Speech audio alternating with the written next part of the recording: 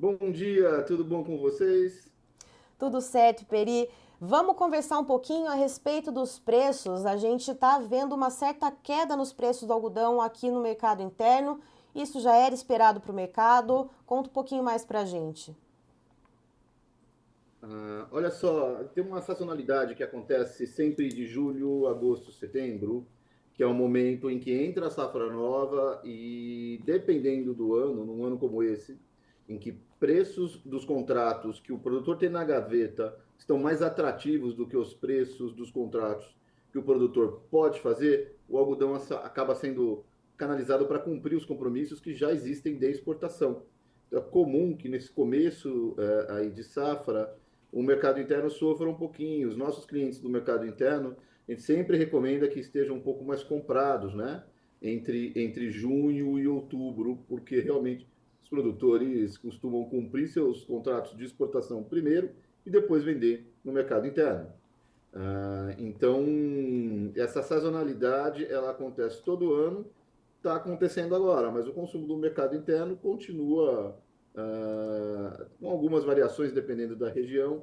Ele continua mais ou menos no mesmo patamar que estava no ano passado. O mercado interno não tem sofrido nesse sentido. A gente espera que assim que o algodão passar a voltar a ser oferecido, né? Isso daí se normalize. A gente tem até informações do CPEA da semana passada informando uma queda no acumulado do mês até o dia 26, Peri, chegando a quase 10%. E as informações que são divulgadas hoje mostram essa continuidade da queda, um pouquinho menos drástica do que a semana passada. E eu queria também que você trouxesse o cenário internacional, já que a gente está então vendo essa dicotomia, né, de preços internos e preços externos, como é que a gente está lá fora posicionado com o nosso algodão? O mercado internacional ele continua com bastante dificuldade. A gente esteve agora em Liverpool, foi para a Ásia também, conversou com várias empresas que consomem algodão brasileiro, fiações, além de algodão de outros países. E na Turquia, por exemplo, eles estão rodando em 70% da capacidade. Na China também, eles estavam rodando em 60%, 65%, recuperaram para 70%. E isso ainda é muito ruim. Isso é 30% de capacidade ociosa, é um número alto que nós nunca vimos se sustentar por tanto tempo. Isso acontecia por 2 meses, 3 meses, 4 meses. A gente está vendo esse número já há mais de um ano.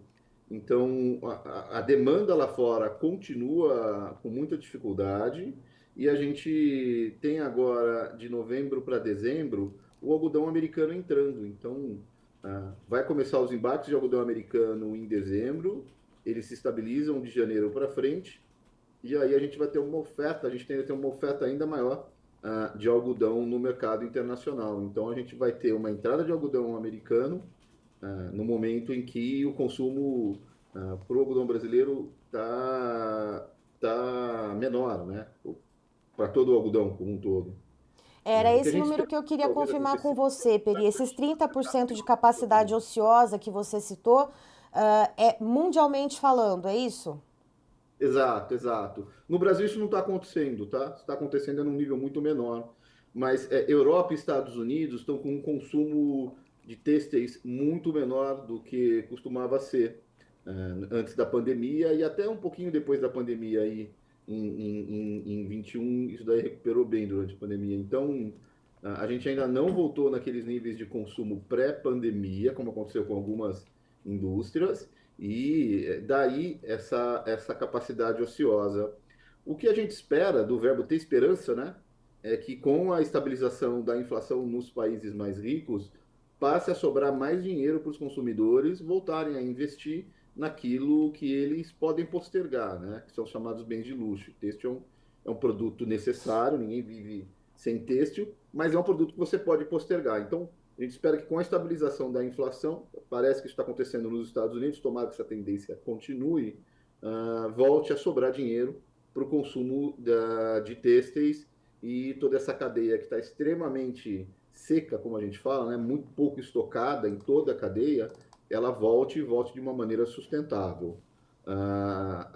Houve alguma sinalização no mês passado de que isso venha a acontecer, mas ainda vai demorar alguns meses para que a gente sinta o efeito dessa redução de inflação na cadeia. E Peri, falando então, a gente tem aqui o Brasil que se consolidou esse ano como o principal exportador de algodão, passando, né, os Estados Unidos, mas como você comentou, né, a gente tá com essa capacidade ociosa, esse menor consumo mundialmente falando, vai ter essa entrada do algodão norte-americano no começo do ano. Corremos o risco de perder essa posição recém-alcançada? Não acredito. O Brasil ele é inevitável. O crescimento da área no Brasil e a nossa competitividade ela é maior. Qualquer um como eu já tradou também algodão americano, comprou algodão nos Estados Unidos, entende como funciona e quanto custa você carregar o algodão, armazenar o algodão, beneficiar o algodão, entende as vantagens de se ter uma cadeia integrada, verticalizada como a nossa. Então, nós estamos num processo de aumento de área, porque a nossa competitividade é maior e a gente tem investido para isso, investe há muitos anos, né? E agora está colhendo os frutos. Então, pelo menos pelos próximos 12, pelo menos para a próxima safra, eu acredito que essa tendência de aumento de área e produção no Brasil deve continuar. Isso está em linha com o que a Conab e a Abrapa diz, né? Então, vai ser necessário mais do que isso. A gente espera que isso seja cíclico, né? Como acontece com todas as commodities, a gente espera que esses preços se reajam aí já para a próxima safra. Mas, pelo menos para os próximos 12 meses, a gente espera que se consolide essa tendência de aumento de área e aumento de produtividade. Mesmo porque, e com isso a produção, mesmo porque o preço das commodities que são concorrentes do algodão por área não estão essa maravilha toda. Então, com tudo isso, com todo esse contexto levado em consideração, eu acho que primeiro diminui a área americana antes de diminuir a área do Brasil. Nós devemos consolidar e nos manter como maior exportador e produtor pelos anos que venham. E Peri, ainda falando do algodão norte-americano, lembrando, né, do consumo da China, as eleições, né, que estão por vir nos Estados Unidos, como que isso pode impactar, portanto, esse comércio entre Estados Unidos e China em matéria de algodão? Pode impactar muito. Eles estão realmente esperando. No ano passado, nessa época do ano aí de setembro, agosto, setembro, outubro, a gente viu a China entrar com muita força no mercado. Isso não aconteceu esse ano. A gente conversou com os chineses em Liverpool, conversou com os agentes que conversam com eles também, e eles realmente estão esperando uma definição desse cenário. Ontem eu escutei uma entrevista recente do Trump no canal do Joe Rogan, que é o maior entrevistador do YouTube. E o Trump bateu muito nessa tecla da tarifa. Ele falou: olha, a tarifa é o nosso primeira linha de defesa. A gente não pode deixar os empregos irem para fora e a gente, para isso, tem que aumentar a tarifa.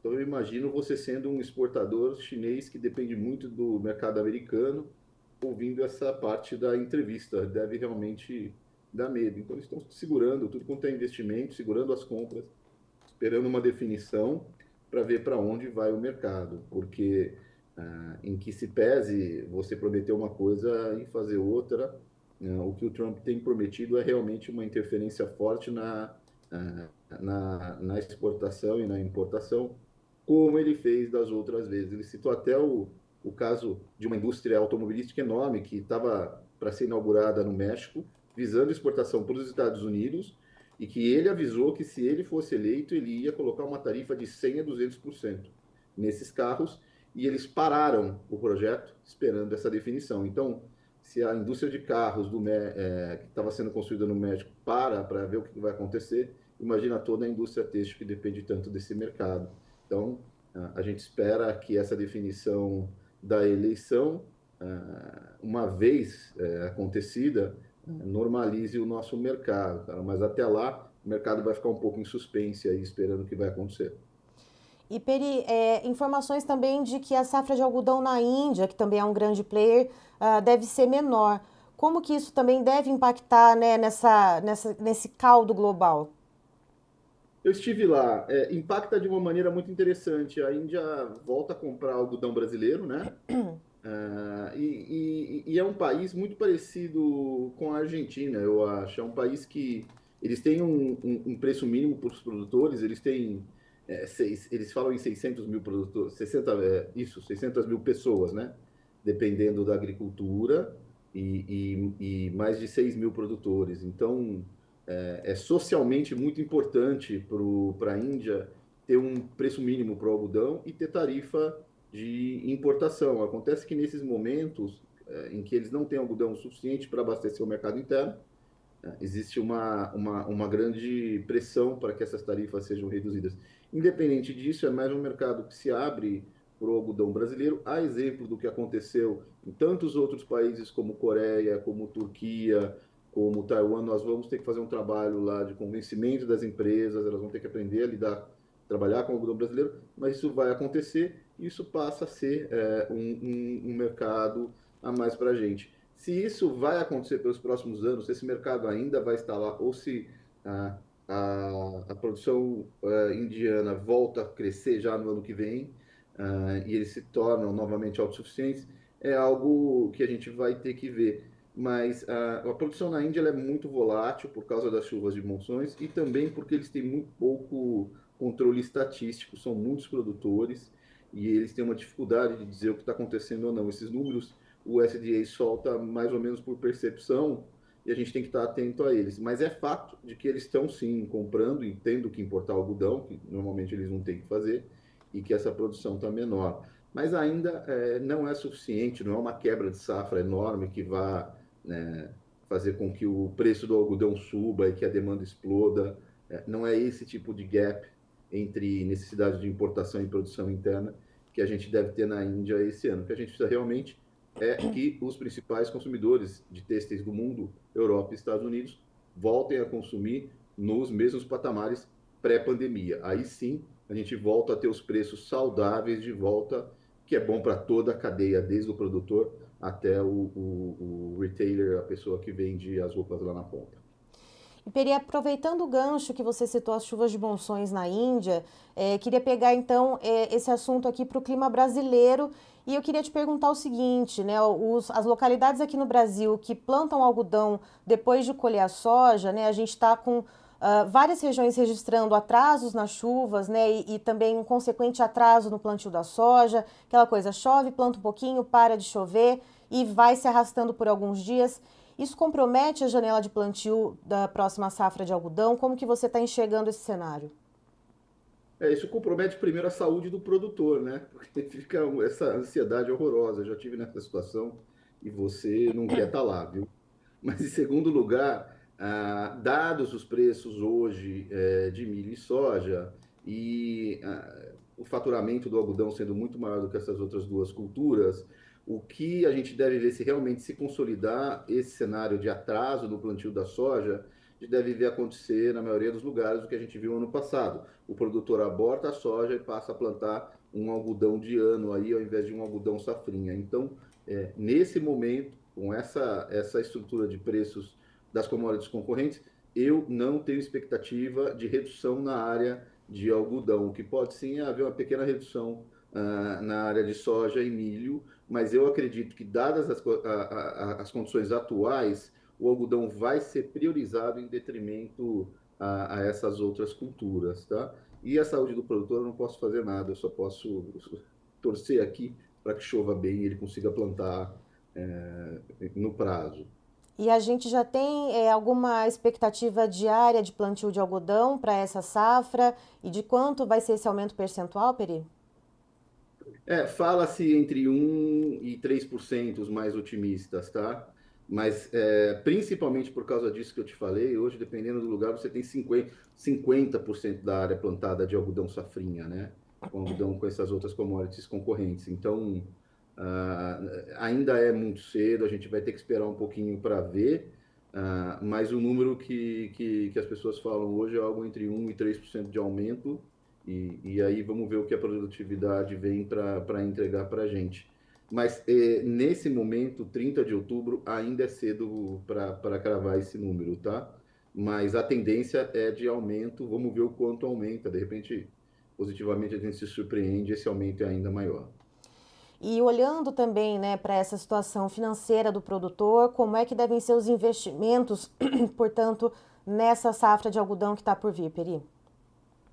Eu continuo com o mesmo discurso que eu estou fazendo há 2 anos, desde que começou essa crise de demanda no mundo. O produtor tem que jogar na defesa, o produtor tem que segurar os investimentos, tem que se preocupar em investir para produzir mais e melhor. Mas não é momento de investir em alavancagem, em aumento de área, dependendo do que puder no maquinário também. O maquinário tem que ser feito de forma inteligente, aquele maquinário que realmente vai melhorar a tua produtividade, vai te dar mais segurança, um pulverizador que vai cobrir tua área mais rápido, um air tractor que vai te permitir combater as pragas de maneira mais eficiente, mas não é momento de alavancagem. A gente viu um recorde de recuperações judiciais, então esse momento, não só por causa dos preços do algodão, mas principalmente por causa dos preços de grãos, não, e juros, né? A gente tem que lembrar que os juros que o produtor está pagando também, que acaba sendo transferido para ele na ponta da cadeia, também estão super altos. Então, não é momento de atacar, é momento de segurar o jogo, colocar os jogadores na defesa e tentar ser o mais conservador possível até que essa crise passe. E ela vai passar. A gente já passou por várias crises como essas. São ciclos, né? A gente está vendo a produção ser enxugada em alguns lugares do mundo, vai continuar sendo enxugado. Nós temos uma cadeia mais competitiva, vamos continuar crescendo. E quando os preços, quando o consumo voltar nessa cadeia completamente seca, com estoques baixos de roupas, de fios, por toda a cadeia, a gente está vendo estoques super baixos, isso vai ter que se reestocar. E esse ciclo volta, e aí sim passa a ser um ciclo em que o produtor faz mais sentido alavancar, aumentar a área, buscar crescer. Mas é um momento de time na defesa, não é um momento de ataque, não. Certo. Peri, muito obrigada pelas informações. Você é sempre muito bem-vindo com a gente, tanto aqui no Bom Dia Agro, como na nossa programação ao longo do dia no site do Notícias Agrícolas. Super obrigado. A gente fica super, super, super contente, honrado de trabalhar com vocês. E como eu sempre digo, sempre que precisar, por favor, conte com a gente. É um prazer trabalhar junto. Super semana para vocês aí.